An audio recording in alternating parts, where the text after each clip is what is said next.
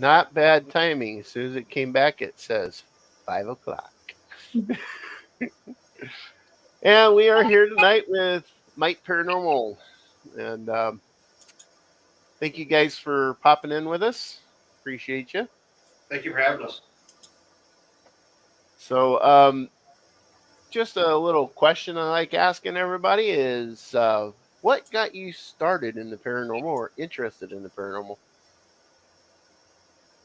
Well, actually, like I've always, since I was younger, I just kind of got was very intrigued by it. Definitely started with the shows and stuff, and then as time progressed, I got older. I didn't really have a specific experience that got me interested in it and kind of chasing that. But as as I grew, as the shows kind of started, that kind of intrigued me. Then we started actually going to different locations, and once you get that first I don't know, that first evidence that just kind of had me hooked. So, that's kind of just how I got started. And then normal in the last 5 years, I'd say is where we've really gotten involved with going to locations and joining teams and been able to actually go out and experience things more.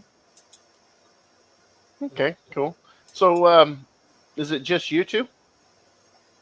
So we actually are part of also we us two are kind of like the Mighty Paranormal that we're in North Georgia and we're actually part of Paranormal Society of Savannah that isn't, but we're so far from there that we actually can't really investigate with them as much as we like. So for what we do up in the area that we're at, we kind of we just kind of, it's just mainly the two of us and maybe two or three other people that are local.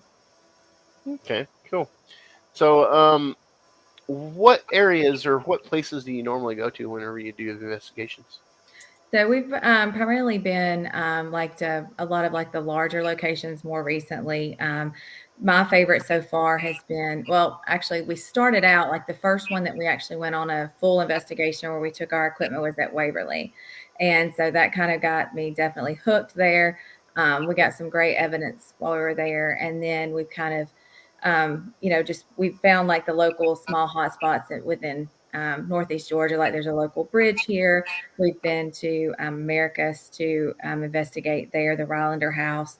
We go like to some private, local private areas where we've kind of been asked to come in and kind of see what I don't know, kind of put some evidence behind some experiences that some local people were having, just to kind of prove or disprove what they were thinking was happening there. Most recently, we've been to the Thomas House, which is in Bowling Springs, Tennessee. That's probably my favorite place we've been so far. Enjoyed it. It's a small, I don't know if you're familiar with it, but it's a small bed and breakfast that has a lot of activity.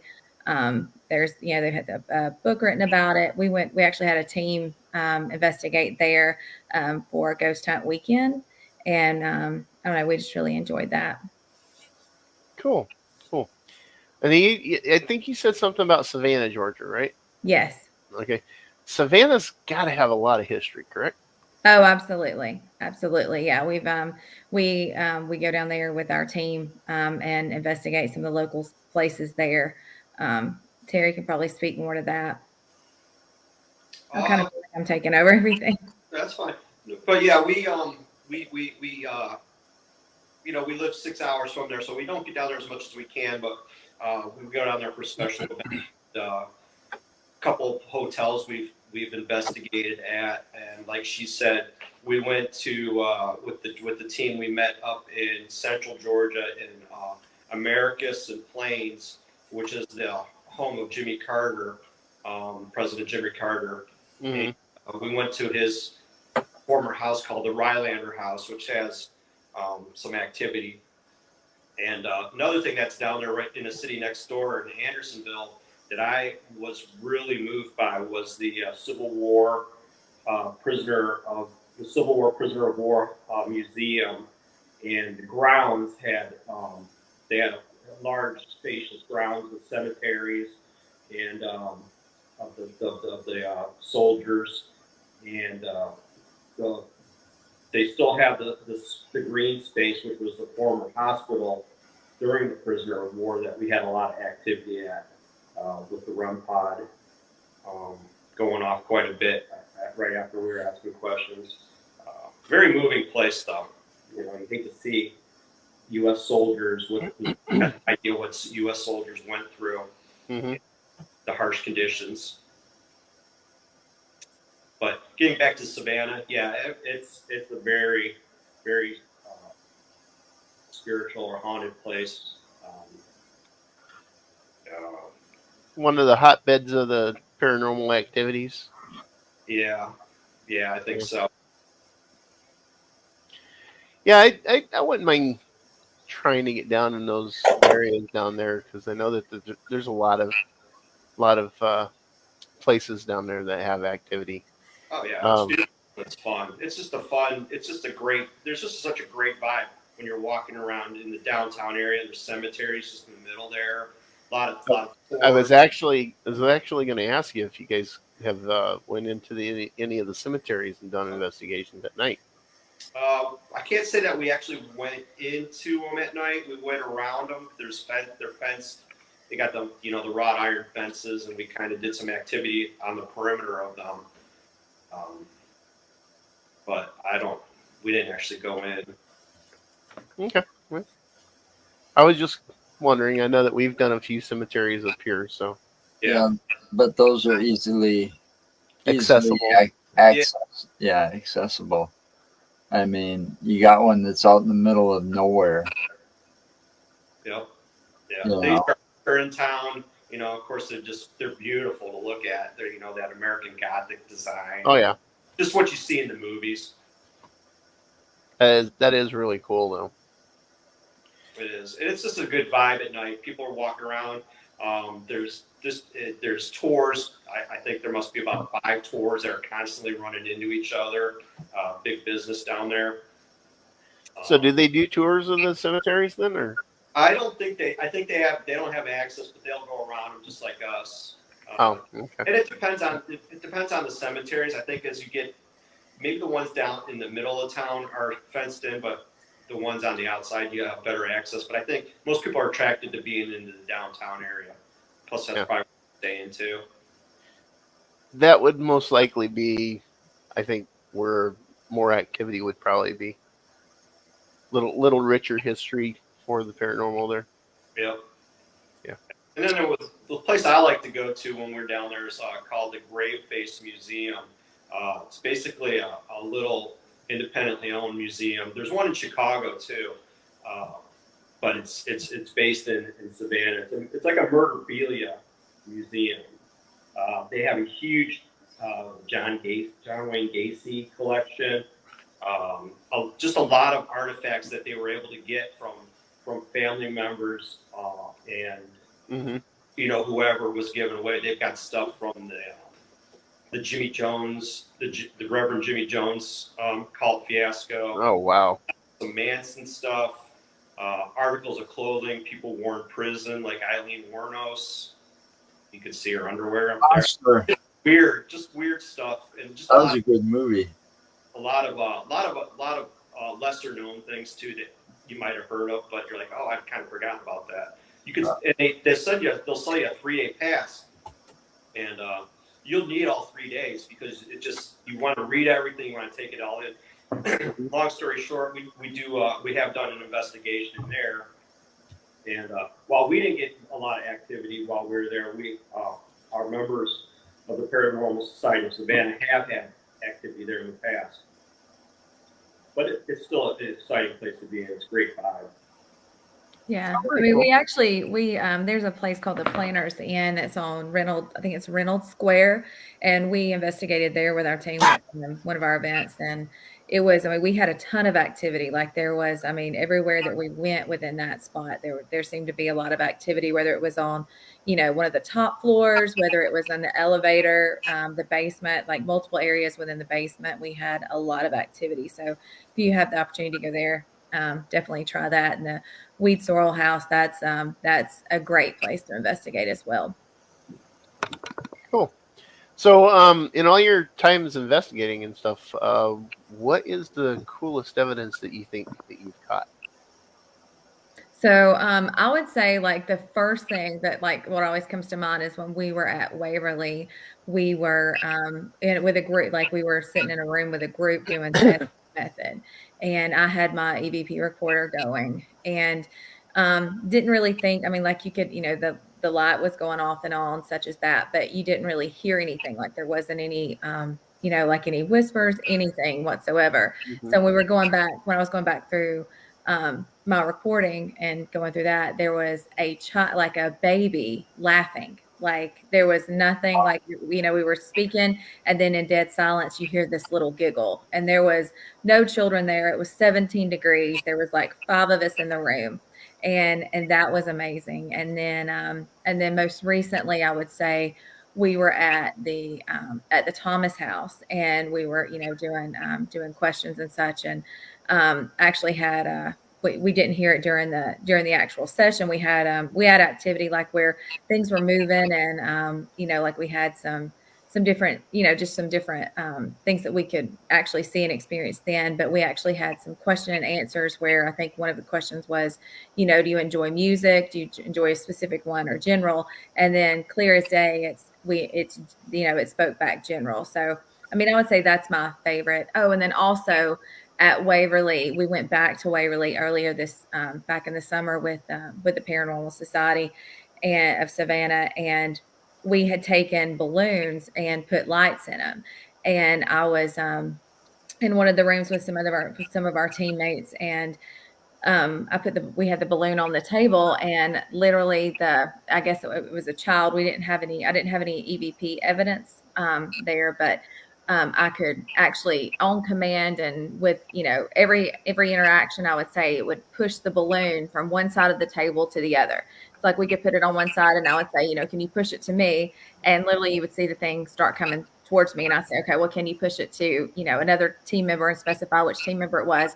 And it would go right across there. And so we Oh, did everything we needed to do to debunk, to make sure there wasn't any kind of like wind or, even other, something that could be making it move. And I mean, that was really, really cool.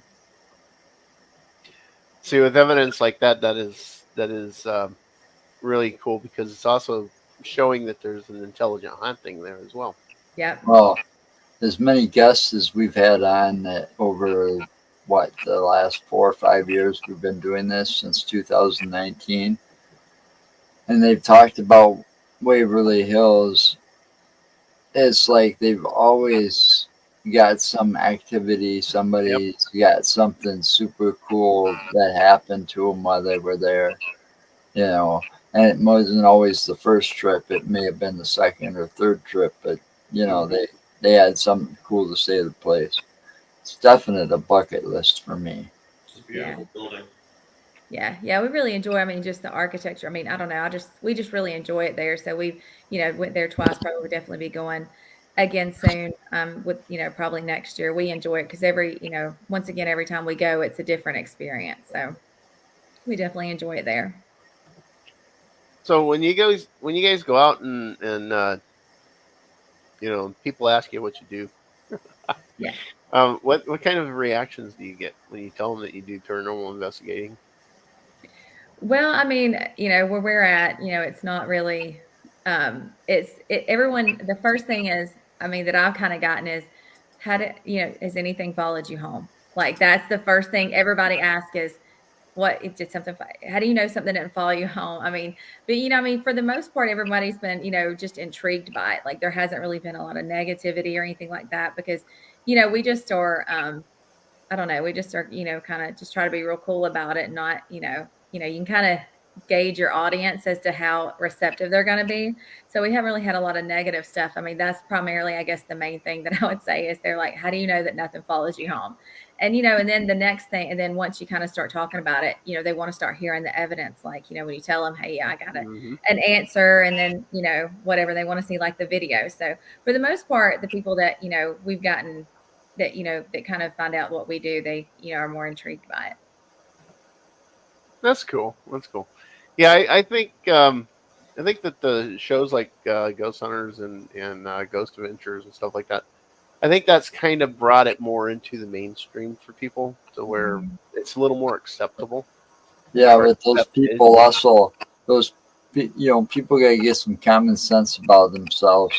You know, even though you got paranormal shows, you got Counts Customs, you got all these different reality type shows.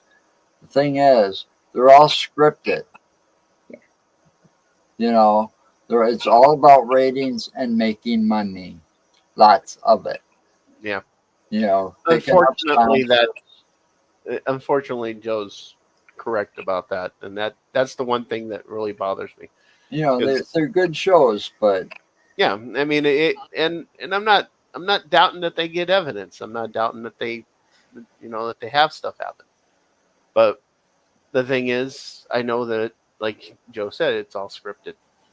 It's Yeah. why I try to be raw and open when I go out and do my stuff. yeah, we don't see nothing. You don't see nothing.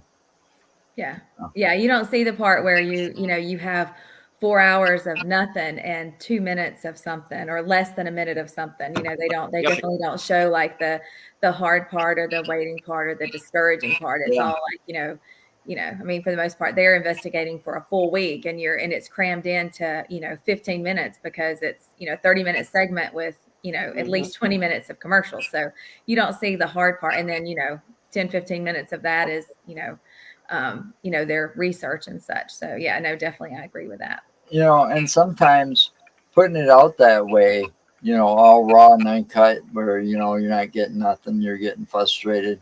You know, you always review the footage when you get home, but you may not see something that maybe a viewer, when you put it out there online, totally unedited, might see something. Yeah. You know, this goes back to what you were saying earlier. You know, you didn't realize about the evidence until you got home, the EVP evidence, right? Yeah. You know, we had the same thing happen when we were investigating that one crash site. You know, it was months later, we're sitting there and we get the phone call from the guy, Dale Kazmarek, about this. Oh, you hear audio? Did you guys see a plane when we were out there in the field? Did you hear a You plane? got it backwards, Joe. Well, You got it backwards. still, I was listening to the audio.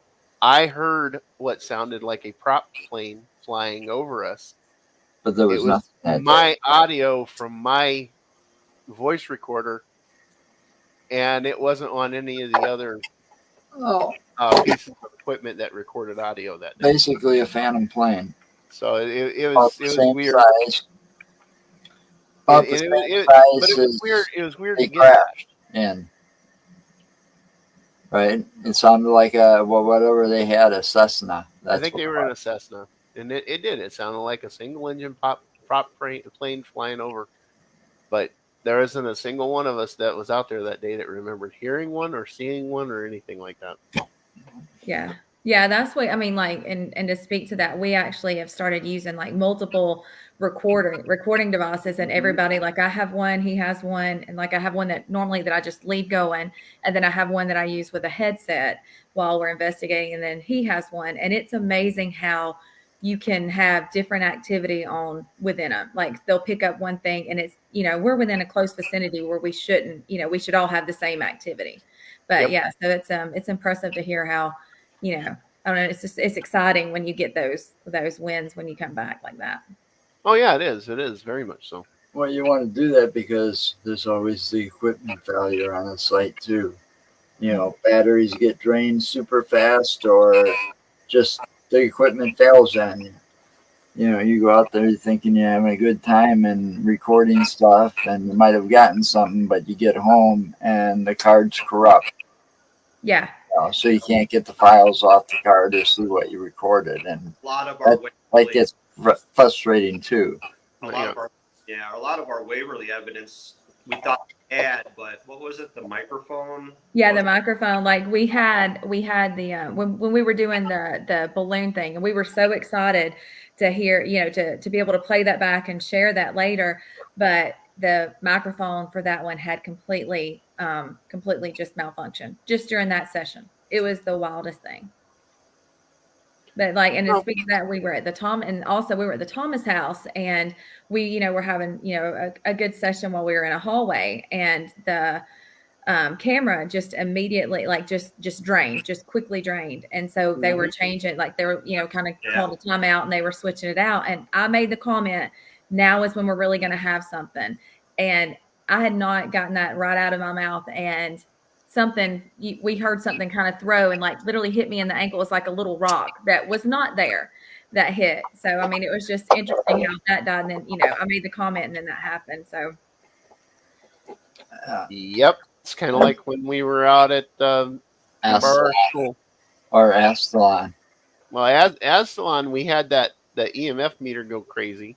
It We went were nuts, and recording it. had the camera on it, recording it, the whole thing. Because I set it down, so that you see, I set it down on the step. It was still going nuts. So he wasn't touching it. So I wasn't touching it, and you could see that it wasn't any kind of movement. There were no electrical fields around, and this thing was just going nuts.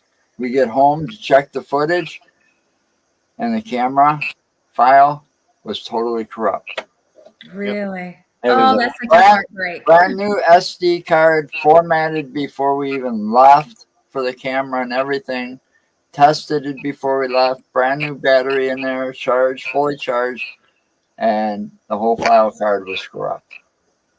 Oh my But God. yet I was able to record on it again and use it later. Oh, that's And then heartbreaking. for our school out in That Iowa, one tickles me pink because it serves you right. oh, whatever. That one particular one we had before we got all of our equipment set up. We had a basketball in the gym start rolling on its own without being touched. Oh, how cool. And I had 5 pieces of equipment subsequently fail on me. That was your own fault. 5 pieces, yeah. That was his own And fault. it was my fault. The reason it was my fault is I went into the most active room of the place solo with nobody around me, and I provoked. Oh. Whatever was there, I made it mad, and it targeted me and made sure that I got nothing. And the thing was, Goodness. I think they're pretty upset. When we were listening to that device, that Phasma box or plasma box thing, that It's a Phasma box. all right. So when we were listening to that in that room when Dale set up in there, and you heard all those different voices, there was a few of them that sounded like they were pretty angry to begin with. Mm. And all you did was piss them off much, much more. And I think it's funny because it serves you right. Well, I kind of proved a point too by doing that. Right. But yeah, that room, the boiler, it's like a boiler room area. It's like very dark presence in that room. Mm-hmm. Oh, wow. You're in all of the school, walking through the school, you feel just your normal presence. I had to leave. Energy. He had to leave out of there when he walked in. He had to actually turn around and walk back out. Oh, I started feeling sick, so I had to get out there and just get my shit together, and then I went back in, and I was fine after that. But at first, it was just like way too much of something, and I started feeling real nauseated and thought I was going to puke. And right. But so when you walk in there, though, when you first walk into this place, you feel the energy. You can feel it, but it doesn't feel like overwhelming or ominous to most people. And then you go into the gym area, which is more of the basement, and off of that is the one room that has access to the boiler room. And you walk from the gym into that other room, and it just feels normal. As soon as you cross that threshold into the boiler room, you can feel the heaviness. Oh, wow. Yeah. You can feel the heaviness of the energy in that room. So yeah, it's really intense. Whatever it was that I made it mad, it wouldn't let me log into my laptop. Really?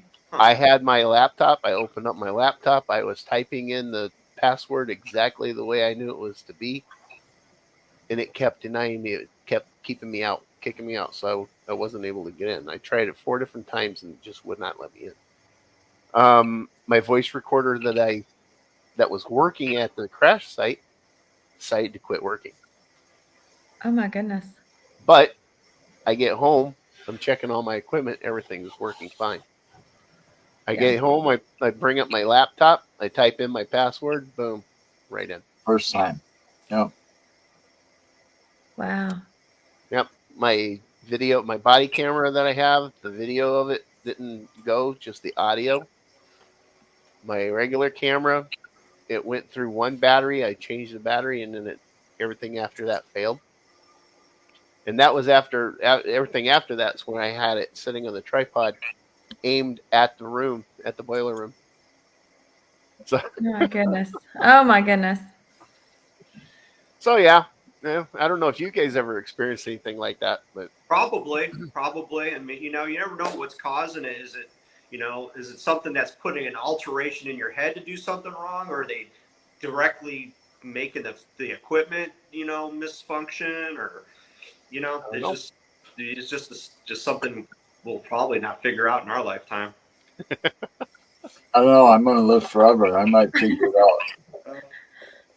I think the most I've ever had of that kind of if something happening like that is I was typing a Facebook post while we were, kind of trying to update or go live or whatever. And I would type out and then it would delete. And then I would type out and then it would delete. Like it would just all the words would go away. So I just kind of chalked it up to a bad connection, but I was able to go live. So I haven't, even though it let me log in, it just didn't let me post any words. That is weird. Yeah. That is kind of a strange thing. Yeah. So you ever go investigating anything else like cryptids or UFOs or? Not yet. I'm open to it. I'd really like to know more about like what's my focus and my interest is in the Appalachian area, Kentucky, West Virginia, Virginia. What's in the Mammoth Cave system down there? We don't A know. lot of history too in that area. That Mammoth Cave system is huge. It's huge, and we don't even like who knows where things are. I mean, like that's just to me is a wonder in of itself. Right. And, you talk about, are there goblins down there? Is there aliens down there?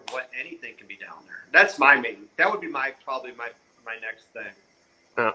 I've always said that most everything that like fantasy and fiction, or like dragons and goblins and stuff like that.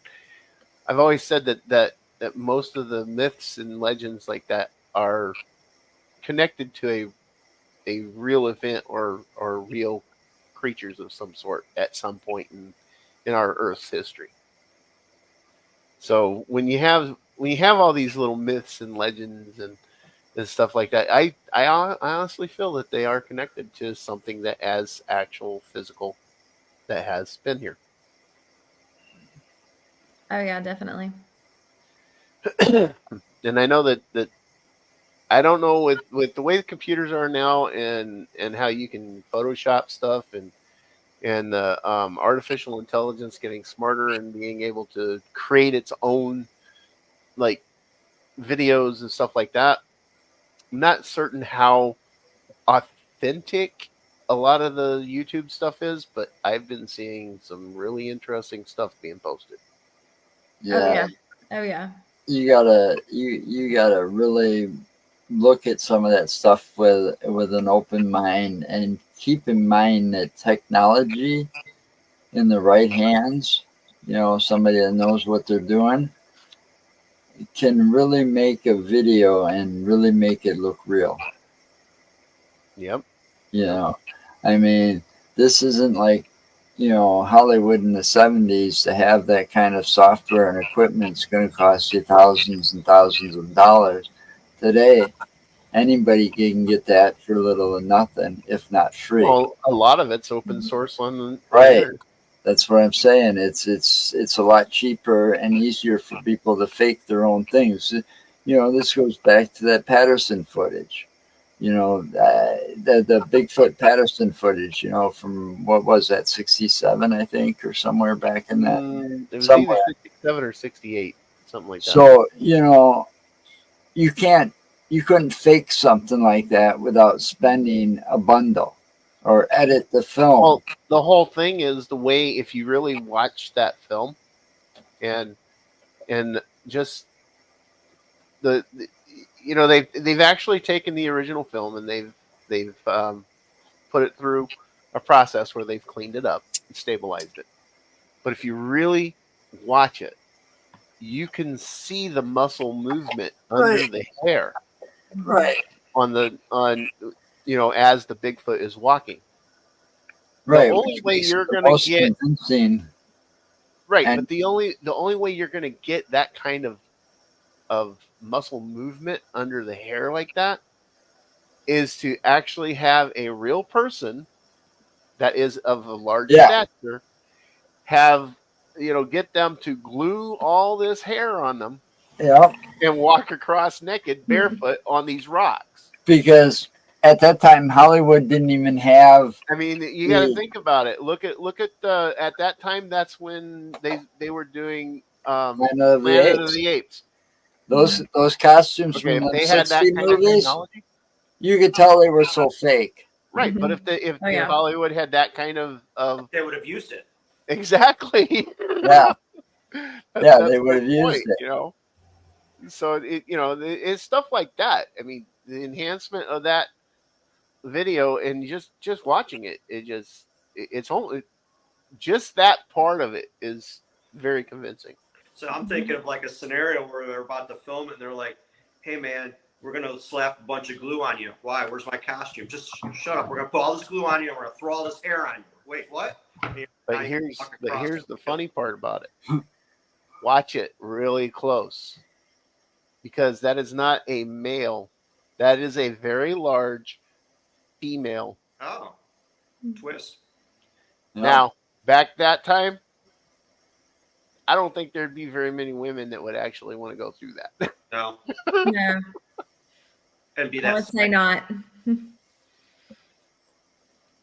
So yeah, that's another thing, another little factor of it that I feel makes it even more authentic. And nowadays Hollywood and just about anybody can get their hands on the technology. Oh yeah. Yeah. We saw that one mockumentary about mermaids, and oh my God, it looks so real. Do you ever watch that one? I'm not familiar with that. The Discovery Channel did that. They did a mockumentary about the evolution of mermaids. They did to where how they're saying that we may have came from the apes. Well, they're saying that mermaids are real and they also came from the apes, but the apes became aquatic, and through evolution, Right. became what they were. And it was a very convincing mockumentary that they did, and Really? it was very well done. Oh, I love And the main reason they did this was because it came out later or after it, because it was at the end of the part 2-1 that they were against the military testing their sonar because it was beaching whales and dolphins. Yep. Really? Oh Yep. wow. And that is something that's kind of unfortunate with our military. So anyway, sorry, people got me off topic. It's okay. Let's steer back. So, any particular places that you guys are looking to go now that you haven't been to yet, or anything like that? I just want to hit like the big places in Harlan County, Kentucky, or West Virginia. The big buildings. I'm a Kirkbride building kind of guy. I just want to. It's for me. It's the history and walking through there. You're 99% sure you're gonna have a great time just walking through a building. Maybe less than 0.5% of getting something. So you got to take that into consideration. Just enjoy the time of being in there and experiencing it. Yeah, I bet a lot of that land though in that area, like Kentucky, and what was the other state? I can't remember what the other state was. Well, you got Kentucky, Tennessee, Alabama. No, You had Florida. one family living in Kentucky, and the other family lived in another bordering state. West Virginia. West Virginia. Yeah, and, the Hatfields and McCoys. Talking about The longest feud in history and the bloodiest. I mean, that land in that area between those two families and all of that. There's got to just be a lot of bad juju. Yep, Mhm. that's true. I think it'd be cool just to check some of those areas out if you could pinpoint where some of the stuff happened. Oh yeah, I absolutely. agree. I think our next location specifically is going to be Brushy Mountain in Tennessee. We're looking forward to going there. We've got some other stuff planned, like further up north, like in Pennsylvania and such, but still working through those plans. We got a trip planned to not the Bel Air house, but the Ross house. That's also in Bel Air, Ohio. We're gonna try that out in January. Cool. I think That'd we're be scheduled to go- interesting, though. Yeah. It'd be in the middle of winter. Mhm. Yeah. When we did Waverly the first time, it was January 21st or 22nd, 17 degrees when we got back in our car at 6 a.m. No, thank you. I've Oh, never been I that love cold in my life, and I never want to be that cold again. I was frozen. I Absolutely. hibernate in the winter. That's why you get. That's why you get jackets and We and had Oh, I had thermal jackets. pants. I had thermal pants on. I had those hot hands and toe warmers. Like I could not get those in and out quick enough because I mean it was. I've never been that. I'm a Georgia Southern girl. I'm not used to the cold, so I mean I was not in my element, and it was fun, but I was not having a good time at some of those points. I'm sorry to laugh, Miranda. No, it was rough. I'm in Wisconsin, of course, and I am a transplant from California. Okay, so you feel my pain. It- if I was back to when I first got here, probably, but now I'm kind of allocated to it. So Yeah, you build tolerance for it after a while. Uh, I was born and raised here. Before what Really? happened to me, the cold really didn't bother me much, except I didn't have no meat on my bones to help keep me insulated. But after I got sick and I missed, 3 or 4 winters in a row, I don't go out. I hibernate. yeah, yeah. I Well, only go out if I absolutely necessary, or my wife makes me. yeah, I was telling Terry, I said, I feel like my bones are cold. Like I've never had that happen in my entire life, but I felt like my bones were frozen. That was a whole new level for me. But on the yeah, flip side, when we went back a second time was the end of September, and it was miserably hot and humid too. So it's like you got to, you had both extremes and two big. right. Extremes in either direction on Yeah. that one. Yeah. Yeah. Yeah, see, we got snow now. Oh boy. It's Eh, 30, we got a 32 little inch dust. snow where I'm at. Oh my goodness. Yeah, it's snowing right now. I got 33 degrees and it's light snow. And you're always a degree warmer. I don't know I don't know why, why. but yeah, I kind of understand the whole thing. I mean, you got to go when you can. Mhm. But That's now I do prefer to go when it's colder. I don't know what it is, but I do like I don't want to be that cold, but I prefer to investigate when it's cold when it's colder. I'm not when it's hot, I don't want to go, but when it's so. cold, I prefer to do it like in the winter months, fall and winter months. I So feel like better. what would your temperature range be then? Sorry, I Ted. would I would say like I don't want to go below 30. Like 30 to 60, I think is where I'm at. Like I don't like when we hit 70 degrees and it's hot. I don't know. I would say at night when middle of the night, like I wouldn't go below 30 or above 70. It's my goal. I'm Okay. sorry, Terry. What were you saying? Oh, I don't remember. I said back to when it was like 17, about 20 to 17 degrees. I feel like you get better activity, air's thinner, energy. The energy is used less. There's less energy for them to try to communicate, or you find evidence as opposed to being bogged down in humidity. That's my theory. No, no, thank you. Yeah, that is the one thing I don't like is the humidity. Mhm. When That's why I could never figure out why anybody wants to live in Florida. Right. It is so damn humid down there. It's Yeah. almost what 90% humidity half the time, and it's so hot and sticky and crappy. You need a Up shower. here, we're Yeah. we're I mean, we get enough humidity up here. So Yeah, but yeah, we have bad days like where it's really bad and I can't even go out because I can't breathe. You know, a lot of people Wow. can't breathe when they go out because it's so humid. I hate that time of year too, but I Yep. hate winter worse. Yeah. I Winter would be. makes me hurt. No, winter puts me in a lot of pain. Yeah, it has to do with the illness he had.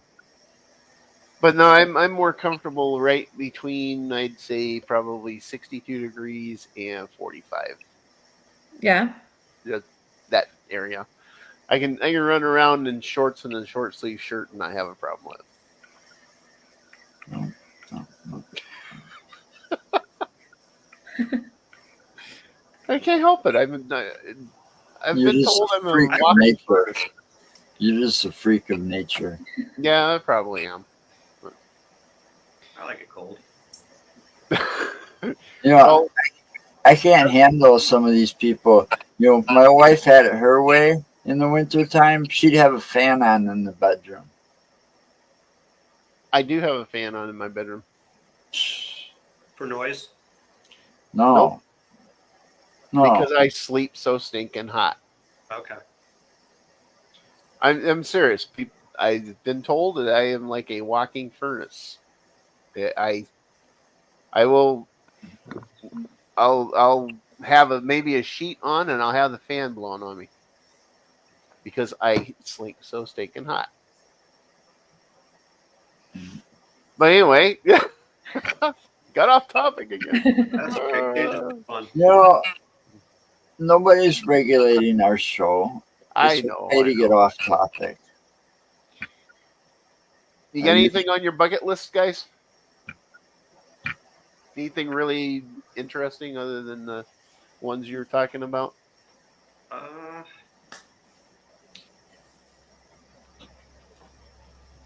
Probably.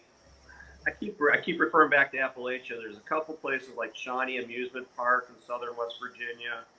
Of course, the penitentiary up in northern West Virginia. The prison up there. She had mentioned Brushy Mountain in Tennessee. That prison there.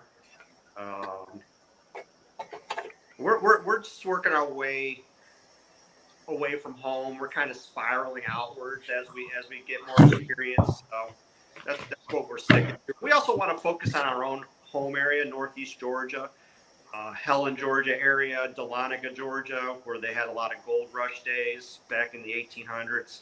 We feel like that's a lot of untapped area that doesn't get a lot of mention, such as like Savannah or well, has a lot of mention New Orleans or something like that. We just want to get out there and find our own. I just feel like there's places that just don't get the attention they deserve. Yeah. Yeah. well, that far south, I'd want to check out myself. I'd want to check out a plantation, if from way back when, Yeah. to see if there was hopefully abandoned or whatever, to see if there was activity there because of the way the slaves were treated back then. And I mean, God, you get into one of those slave houses that they had behind the mansion or the plantation, whatever you want to call it. I bet you'd get a lot of activity, but the land itself Very much so. Oh Could yeah. be. probably absorbed most of it. That would be exciting because they can be such a beautiful building, especially even if it's in a rundown state. Right. Point, you just got to find a way to get access, feel safe, be legal. That's, Yeah. That's one of the things that I try to do is get us permission when we can. Cut through the red tape, it can be a real pain in the ass sometimes. Yeah. There's a building we've been trying since day one to access. And it'll end up being abandoned by the time we get access to it. Possibly. Oh, wow. Yeah, it's an old. It's an old asylum Okay. or a TB hospital. tuberculosis hospital, Okay. but they And did call them asylums back then. yeah, it did have mentally disabled and stuff, but it's now kind of owned by the county, and it's more of a records where they keep like records, hard copies of all these records, where the welfare offices used to be way back in the day. You know, Yep, but I don't care about any of the one through whatever floors. I want to go in the basement. basement, yeah, is an important build. That's where everything is. I talked to a guy that worked on their phone system, Okay. and he said that when you walk in the building, you feel normal. It's all normal through there. You don't have any of this heaviness or anything. He said as soon as you walk down those stairs to that basement, and you cross that threshold, you just feel this like heavy weight. And you can feel the heaviness of the energy in that basement, and he hates it because that's where the switchboard is. Oh, yeah. And, Oh, wow. and I knew somebody that worked there, and they used to go down there to smoke in the wintertime for their breaks. Instead of going outside, they'd go to the basement.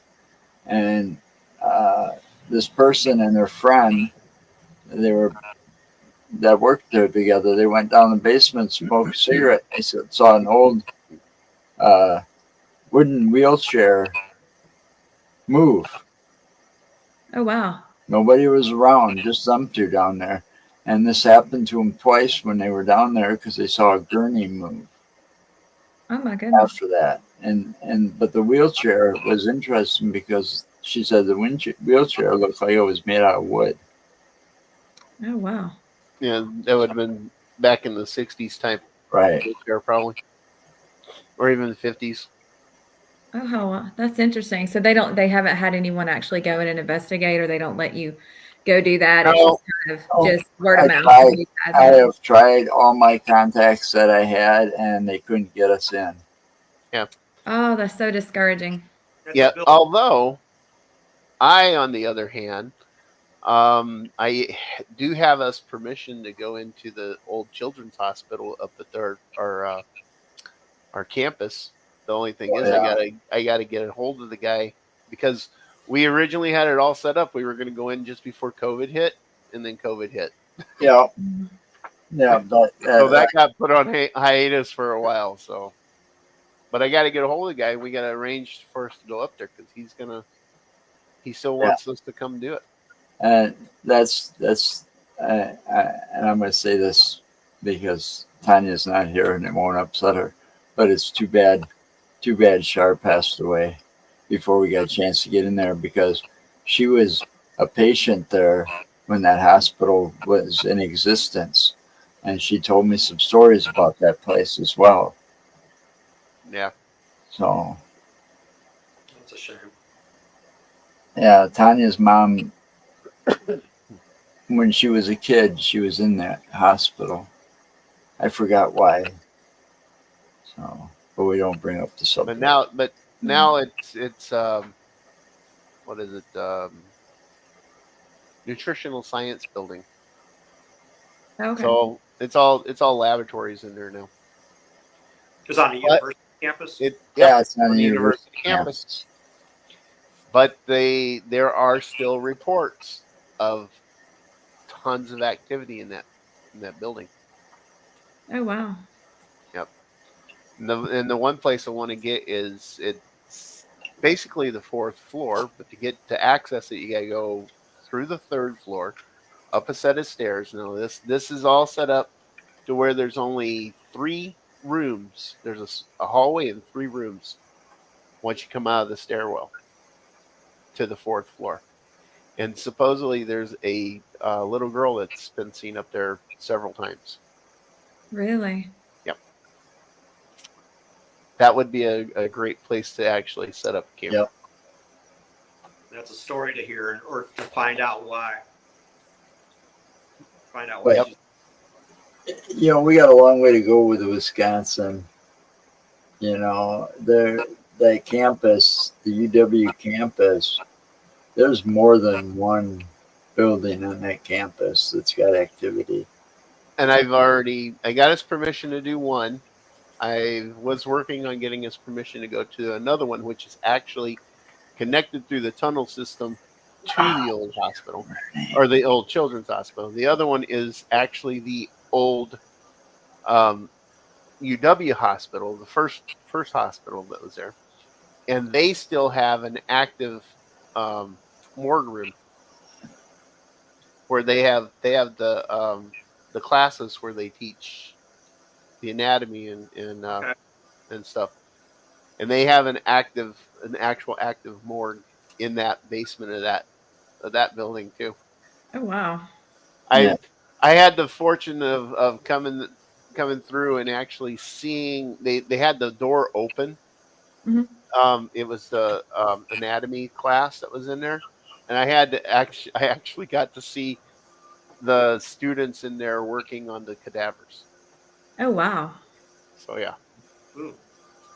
That's something it's you don't see every day nope, it or a isn't. lifetime. I will. It is pretty cool. So and we've got interesting stuff here in our university. In fact, we have a hall at our university called Bascom Hall, Okay. and the quad in front of it was an old cemetery before they started building up Oh, there. wow. And it's said that at night you can see occasionally you can hear spirits and you can see people or spirits walking across the grounds. you know, Oh, my there's a goodness. lot of strange activity in that. Not just that, but the parts of the UW hospital itself. There's very old. You can tell the older parts from stuff that's been added on. But the very old parts of that hospital, yeah, there's some shit going on there. I mean, I used to work at that hospital as housekeeping. It was an LTE job, and you'd swear you just cleaned up all the. It was a casting room where they made the casts, where they would make casts, the plaster and stuff. So you'd have to go in there and clean it. And when you first get in there, it's like the floor is covered with this dust, this white dust, powdery dust. Mhm. So we have to go in there and clean it because I was housekeeping. Get it all clean and stuff. And it was one of those places we kind of, in the wintertime, went off to catch a quick smoke and not get caught by the boss because it was so far away to get to because it was the oldest part of the building. And nobody being in there at that time of night, because they have like some portable thing. They don't usually go back there at Okay. night because I was like third shift working 10 to like 6 in the morning. I get done cleaning in there and we get back, maybe a couple hours later, and it was like I never cleaned. Oh, wow. The floor was just covered with dust again, you know. And then some of those dorms, oh my God, you swear you'd pick some shit up and move, and stuff would be put back where you found it when you first got there, you know. I believe it because you gotta remember, man. Hospitals hospitals Mhm. see a lot of death. Oh Yeah. yeah, I mean, I was at the for the hospital system for 6 months because it lasted 6 months. Then I had to take a week break. Then they put me back on the campus, but I was working in the dorms down there and up on Bascom Hill area. Mm-hmm. Yeah, I can relate. One of my jobs as a mail order pharmacist was working in a hospital by myself in one end of the hospital, and you just feel like there was always somebody in the corner of your eye. Maybe something would fall, or you'd just be working, and you would see kind of something in motion, but turn and you would lose it. And I bring that up to somebody, and they're like, "Yeah, who else? Somebody else who's working shift." And they think, "Oh, you met my friend." I'm like, "Yeah, I guess so." Yeah. I know that feeling. You know, and I never thought of that stuff back then. I always thought, somebody was fucking with me, and just making my job harder for me or something. But then when we started getting into this, you start thinking about these things, I worked at a place, I was working security for many years, and I worked at some pretty spooky buildings.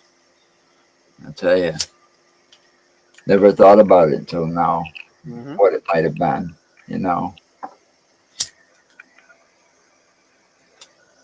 Yeah, it was fun when I worked security. You were in California, though, weren't you?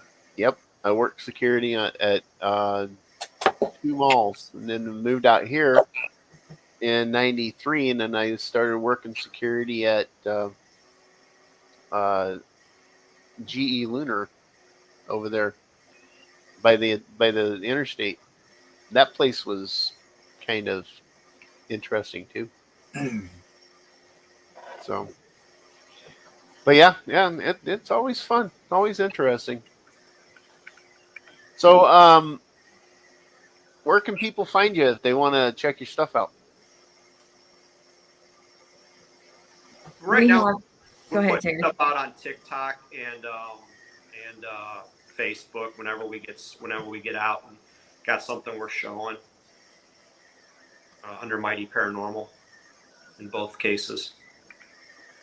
Haven't gone to YouTube yet? We've got a profile, but we haven't dabbled in that yet. Uh, I'd like to get some good stuff before I start to dabble in that, which we're hopefully will be doing in 2024. Yeah, our, we're hoping to ramp up our stuff here a little bit. yeah, our YouTube channel's a little mix of everything. I see. Yeah. Yeah, I saw this. Yeah, our YouTube channel has our original first stuff that we started. Right. Yeah. If you anything before 2019, you might get offended. Yeah, anything before 2018, there's no might about it. Me and my mouth definitely will offend you. Yeah. Yeah. And then, but March 2019, we started down this path of the paranormal and been enjoying it ever since. But there's also videos up there of the puppy. Yeah, he uses it for his dog. I don't know. Well, I figured, why not? Who doesn't love seeing a husky play with a child, an infant, or a toddler, and then that dog's getting extremely vocal. Oh, Love our dogs. yeah. Yep, We yep. can appreciate that. So He's got a husky. She's an absolute diva. I've got a pit bull, and she's not quite a diva, but she's spoiled. she's a Oh, big baby. Oh God, is she ever a big baby? She is one of the sweetest pitties I've ever had. She just wants attention. That's all. Yep. She'll come. We have this couch. It's a recliner on each end, and then the center part folds up and down. And we'll have it folded down, and we'll be sitting there, and she will literally come up and sit right in between us in front of that, and look at it, and then look at us, and then look at that, and it's like give you that look that put that up because I want to get up there. oh, Yep.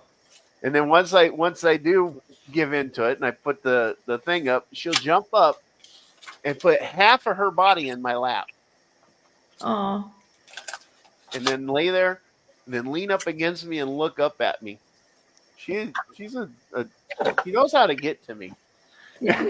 yeah. Yeah, they do. But you also got to love those moments. So, Okay. Oh yeah, I cherish them. We All don't right. have We're they're pushing great. the time. All right. So I'm going to make an announcement. If you want to stick around and talk, we still can after we go off the air. But next week we'll be back, same time, with Brad Ferris from Speedway Paranormal Investigators. All right. Well, thanks, guys. Thank you Appreciate you Thanks coming for You all out. having us. coming on, and for having us. Had All fun. right, And Joe. We're running we're out over. of here. Till next time, stay safe and remember anything's possible.